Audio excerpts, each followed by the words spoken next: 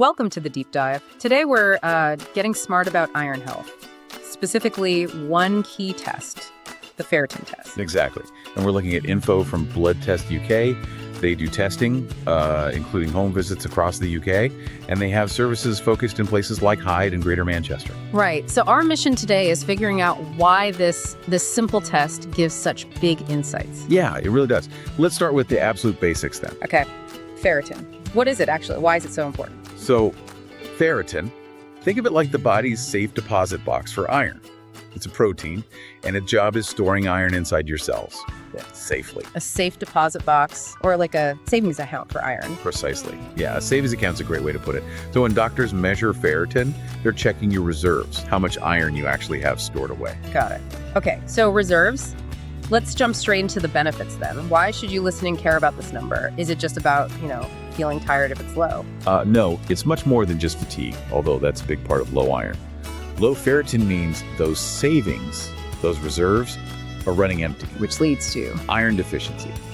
And if it gets bad enough, anemia. But, and this is important, the other side matters too. High ferritin. Wait, high. So having too much iron in the savings account, is that bad? It sounds like you'd want more saving. You'd think so, wouldn't you? Yeah. But it's a bit tricky. Yes, high ferritin can mean haemochromatosis. That's where your body basically grabs and stores way too much iron. Over time, that can damage organs. Okay, so that's one reason for high levels. Right.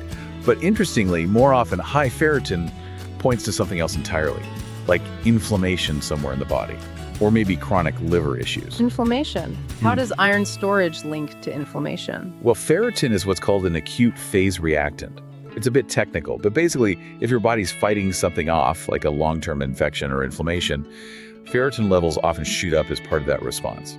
So the test isn't just about iron levels. It's like an early warning signal for other potential problems too. Exactly. A fantastic early warning system. Yeah. Things you might not even feel yet. That makes sense. So looking at it from that angle, this simple blood test, it's actually pretty cost-effective, isn't it? Spotting things early saves a lot down the road. Definitely. Preventing serious illness, avoiding long hospital stays. Blood Test UK highlights this too. Doing a check, say, once a year, especially if you have ongoing health issues or during pregnancy, is just smart, proactive health management. And getting the test done sounds easy enough. Oh, it is. Like we said, Blood Test UK offers different ways, even home visits. It's just a small blood draw. And you get the numbers back fast. Usually within a few days, yeah. Quick turnaround.